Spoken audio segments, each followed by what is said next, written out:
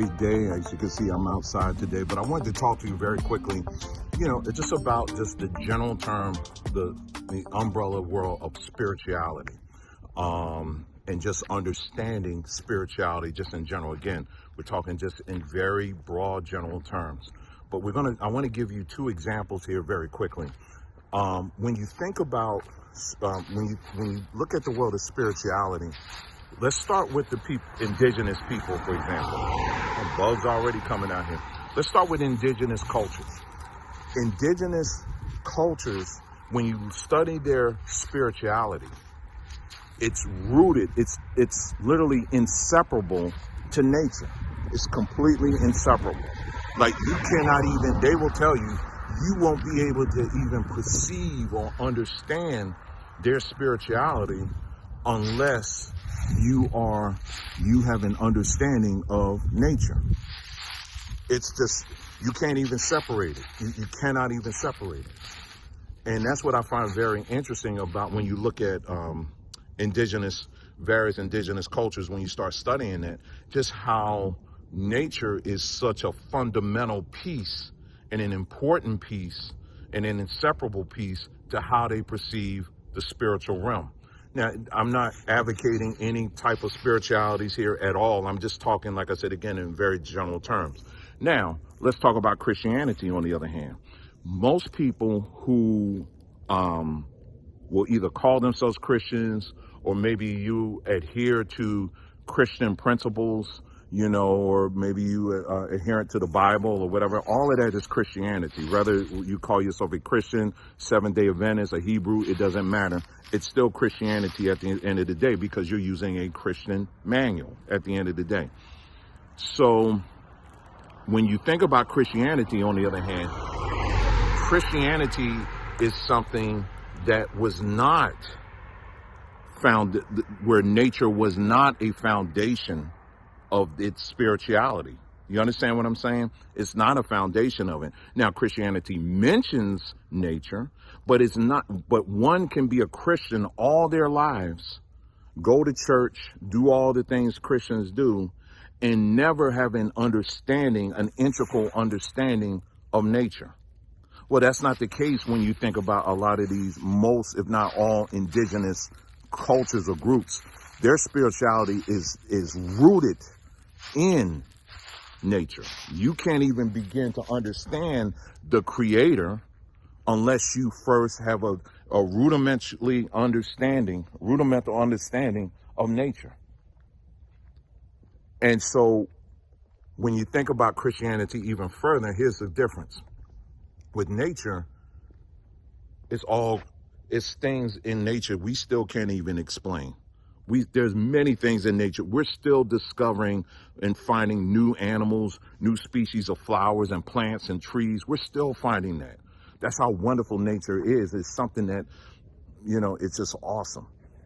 Christianity, on the other hand, is something that most, if not all of us, who have either been Christians or are Christians or any part of that whole stratosphere, it was introduced to you via a man-made structure.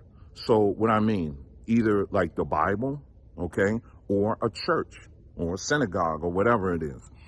That's how you were introduced into that spiritual realm and having an understanding of that spirituality is via a man-made structure or the internet. That's another thing. The internet is a man-made structure as well. So on one hand, you have a spirituality that's solely based on a man-made structure that can be explained, that can be controlled, that can be disseminated all throughout the world, all kinds of ways, versus a spirituality that's based on something that we're still trying to understand it. You understand what I'm saying? Christianity, another thing too, is not indigenous. It is not an indigenous belief system. It's not. Christianity was something that was developed in Europe, or rather I should say by Europeans. I'll say it that way. It was developed by Europeans and it was for Europeans.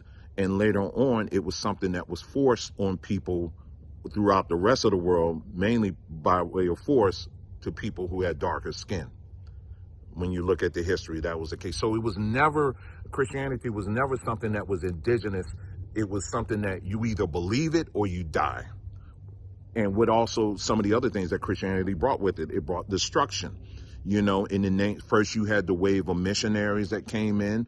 Then you had people that came in that wanted to level the land, destroy the land in the name of the God or whatever that they worship. That's what Christianity taught and brought with it.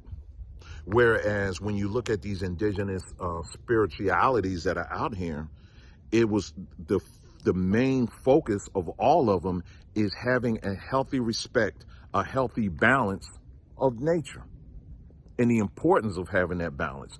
Case in point, the house that many of you live in, or if you may live in an apartment, the wood and the materials of that house or that structure that you live in, more often than not, it probably did not come from the surroundings that where you live.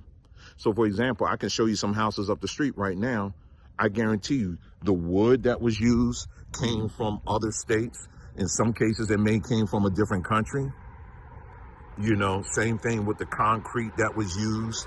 It may have came from a different state or another country.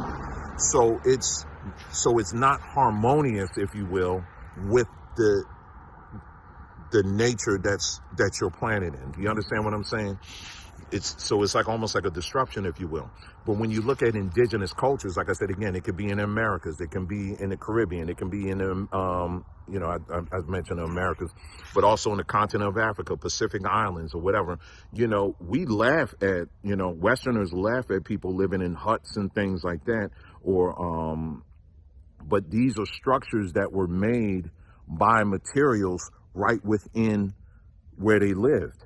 So these people were very harmonious with the nature that they were planted in, versus Christianity doesn't teach that at all. So it's a complete break from nature. And like I said again, one can be a Christian, spend all their lives in the church or wherever, or spend all their time behind a keyboard watching services on a computer, and you can still be a Christian engaged in that level of spirituality that can be controlled, versus being an individual that's really connected with nature, where you're still trying to learn all of this stuff. I'm saying nature, and there's a light pole there, but anyway,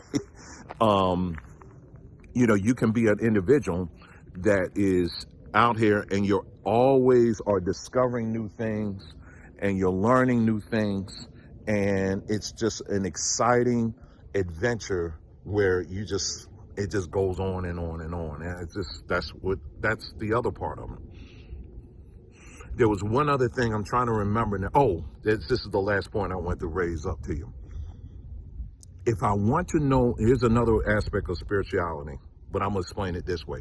If you want to understand an artist, how do you get to understand an artist? What's a great way of understanding an artist? Well, first you got to familiarize yourself with the artist's work. That's how you understand an artist, is by going to their work and looking at their art pieces.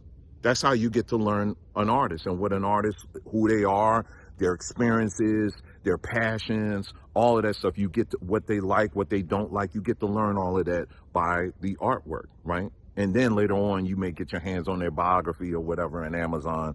Hopefully it's on sale. But anyway, but yeah, that's how you get access to learning about the artist. But primarily, it's through their creation. Well, likewise, that's how it is. That's how spirituality should be. If you want to understand the Creator, how do you understand the Creator? How do you begin to understand the Creator?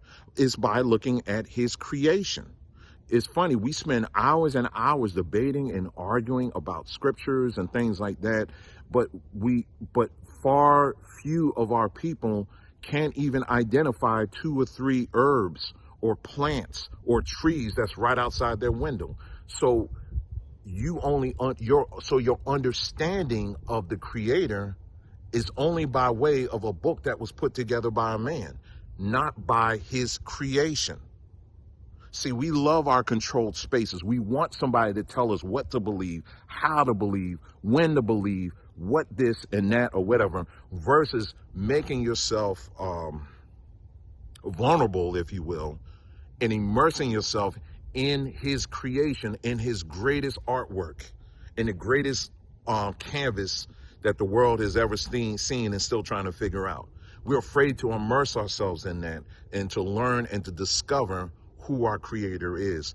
That's my encouragement to you, is to begin to do that. Stop depending on the boundaries set up by this construct that man has set up, and begin to immerse yourself in your creator's creation, because that's how you're going to get to know him.